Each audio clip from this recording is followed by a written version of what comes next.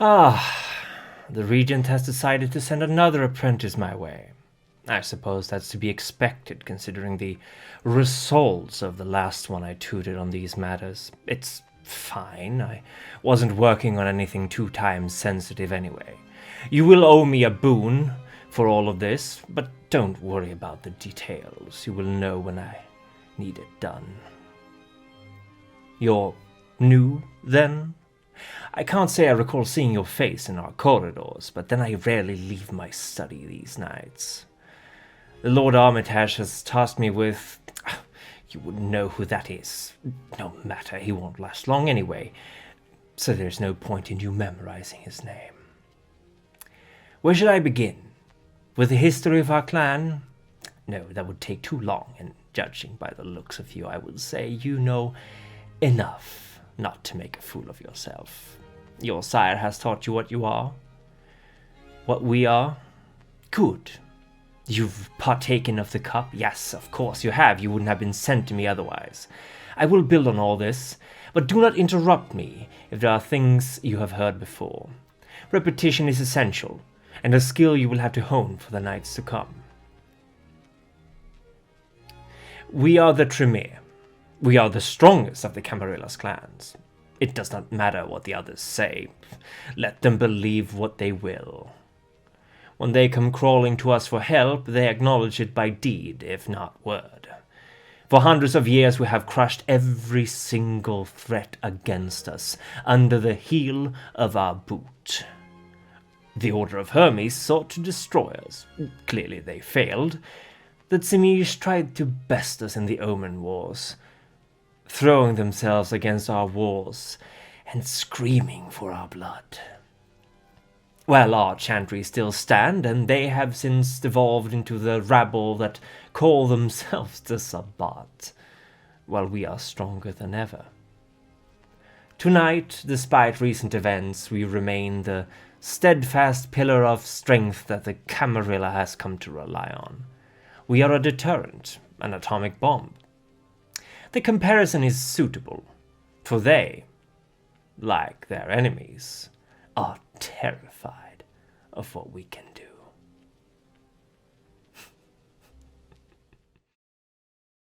What is respect? It is fear. Fear of your power. Fear of your anger. Fear of the lengths you will go to exert your will or enact revenge on those who have wronged you. Fear is respect. Clan Tremere understands respect.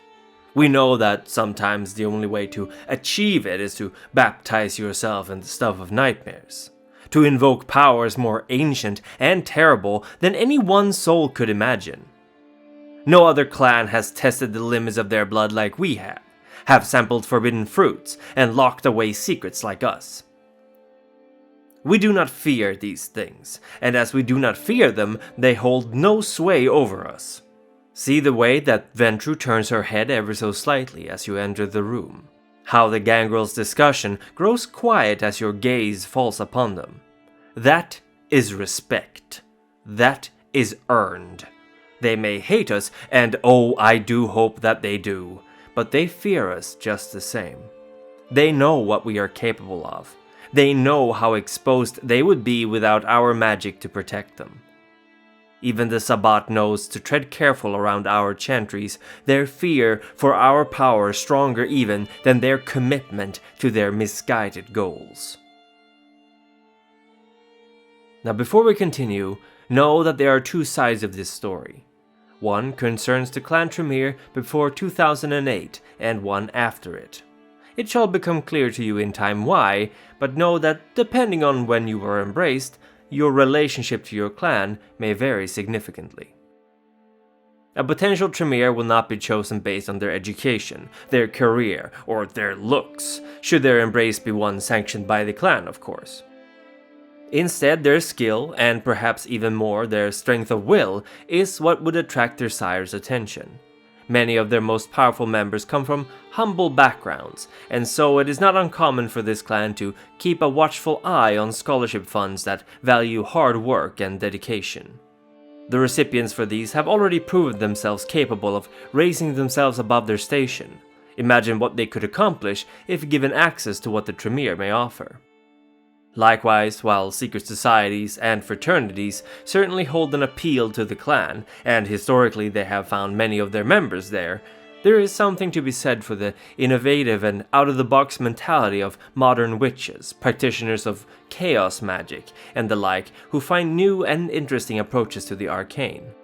While some stiff-necked conservatives amongst the Warlocks may scoff at these new branches of study, most Tremere prefer to value results over tradition. Of course, there's nothing that says that a potential child need to have even been a student of the arcane before their embrace. Some have a natural gift for it, an untapped wellspring of applying their will to achieve results, and they likewise may be embraced into the clan's folds. While their initial tutoring may be more difficult, or at least have more required reading, they have already proven that they have what it takes to achieve results. All that being said, some Tremere never show much skill for the arcane. Perhaps they find the concept too esoteric to wrap their minds around it, or maybe they just never had the interest. While disappointing, the Warlocks are well aware of how their blood magic cannot solve all of their problems. Depending on the skill of the inductee, they may be assigned to some task of vital importance, such as a diplomatic face, one who represents the clan outwards, or perhaps a security consultant, having a past as a spy or secret agent. These may rely more heavily on some of the clan's other disciplines, Dominate and Auspex, both of which have quite the amount of uses, and which many of the clan's enemies and allies often forget that they know. A Tremere will have plenty of time to hone and master their skills, and most prefer to focus on a few of those and master them, rather than to become a jack of all trades, although those certainly exist as well, especially in smaller chantries. A major reason for this focused pursuit is that the clan is very good at spotting expertise, utilizing and rewarding it. While there is a fierce internal competition amongst the Tremere, at least in theory they strive towards being useful and valuable to their clan, and this sort of cohesion is primarily what gives the Warlocks such power. Certainly their thaumaturgy is powerful, but it is the fact that they coordinate and cooperate to an extent almost unheard of amongst other clans that makes them so brutally effective. There is a high rate of suicide amongst newly inducted Tremere. This may spring from the clan's tendency to isolation, sterile relationships, and predilections to tamper with things humanity was never meant to know. Many newly embraced Warlocks will find that their previous lives have little room in their new existence, and worse, they may have also been thrown into a highly competitive environment where there is little room for sympathy or weakness. Of course, this depends upon the size of a chantry and how the regent runs things, but more often than not there is a low tolerance for dilly-dallying in this particular clan. If you don't produce results, you will lag behind, and a Tremere who has remained a lower circle apprentice for a long time can expect to be ignored by their superiors, avoided by those apprentices who have learned of their shortcomings, and quietly made fun of by their former peers who have long since surpassed them in rank. They might find themselves assigned to tasks nobody else wants to do, if they remain active in the chantry, of course. Another downside to lagging behind or opting out of this system entirely is that many doors will remain locked to the Tremere who does not join in the intrigues and machinations of their chantry. Thaumaturgy is the Tremere's most jealously guarded secret, and it, and ancient tomes and artifacts of great power, are kept away from the lower ranks of their clan in order to ensure that it does not fall into the wrong hands.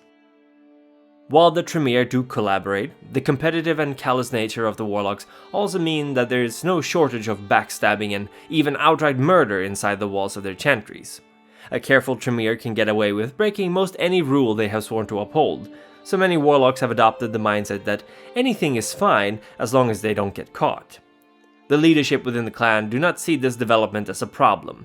After all, it is excellent training for the rest of the vampiric world, not to mention it often serves to weed out the weak and unworthy. Thus, we can conclude that any Tremere who have chosen to remain within the pyramid must at least have some relationship and approach to this environment, whether they rejected to focus on their own goals, limited as their capabilities then will be, or devote themselves wholeheartedly to the deceitful and dangerous nightly politics of their clan. There are of course Tremere who reject the structure of their clan, having no interest in playing along. These are tolerated, although considered a disappointment, and will be left to their affairs as long as there is no threat to the clan itself. A younger Tremere thus may have more leeway to seek their own meaning in undeath than, say, an Ancilla, who carries too many secrets entrusted to them to risk their dissemination. Elder Tremere are often kept under strict surveillance in order to ensure that they do not trade their secrets to other clans in exchange for boons or other gains.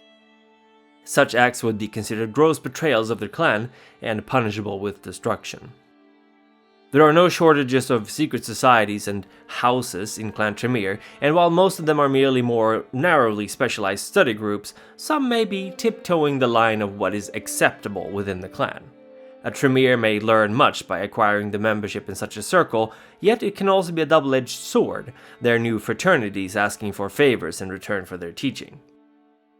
A Tremere who joins a coterie of kindred outside of their clan walks a thin line. They may need to report their nightly activities to their regent, or even be forced to spy on their newfound friends, their masters trading these secrets to other kindred in exchange for boons. They might have difficulty trusting others too.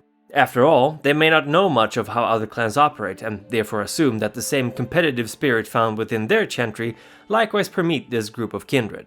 They may feel insulted at any suggestion of incompetence or lack of understanding, and they can be callously critical of the performance of others. Yet a Tremere who learns to trust their coterie may also come to find their nightly sojourns relaxing changes of pace. Away from rote learning of Latin phrases, bottling of pickled organs of amphibians, and the nervous checking for traps or bugs, being a vampire might not be so bad after all.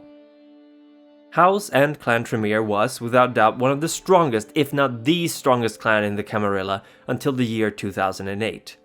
In a single night, the Second Inquisition delivered a devastating blow to the pyramid as they destroyed the Chantry of Vienna and all the Tremere within it. The clan is now divided into 3 houses, 4 if you consider the loosely affiliated Anarchs ones as well. Although technically speaking, both Karna and Goratrix had already established their houses before the drone attack on the Chantry, but the seeming destruction of the Council of Seven, not to mention Tremere himself, allowed them to more openly declare their independence.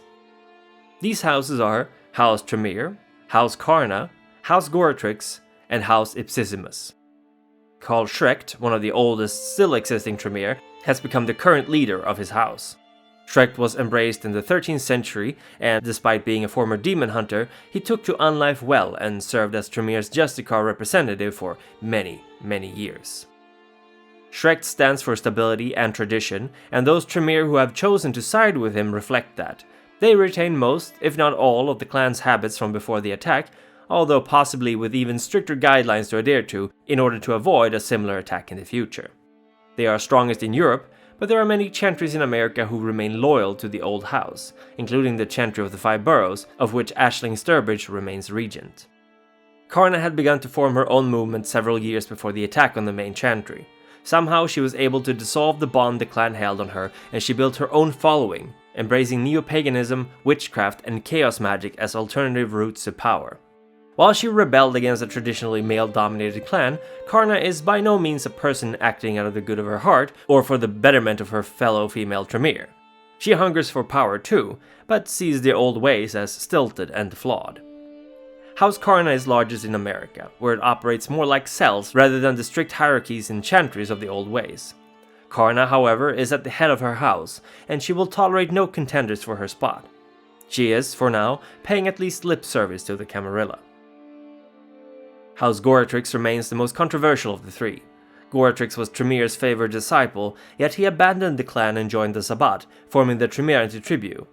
He is also said to have been destroyed in the end of the 1990s, together with his followers, yet in 2018 he has resurfaced. House Goratrix has no qualms about dabbling in darker magics and forbidden practices, embracing mortals who are of less stringent moral character.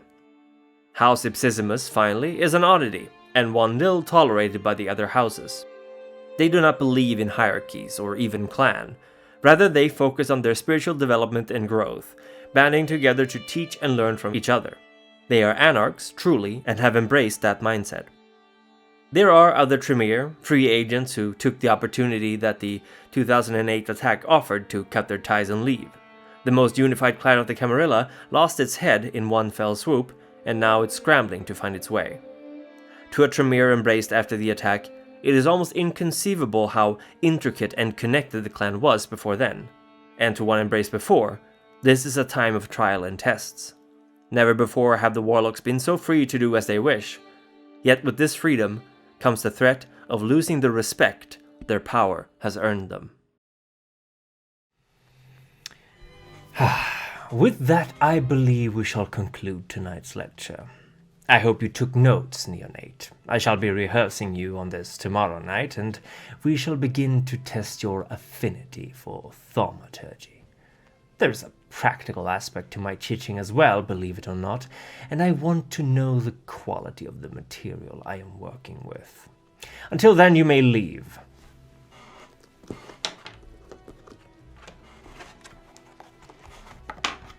You are free to go. Good evening.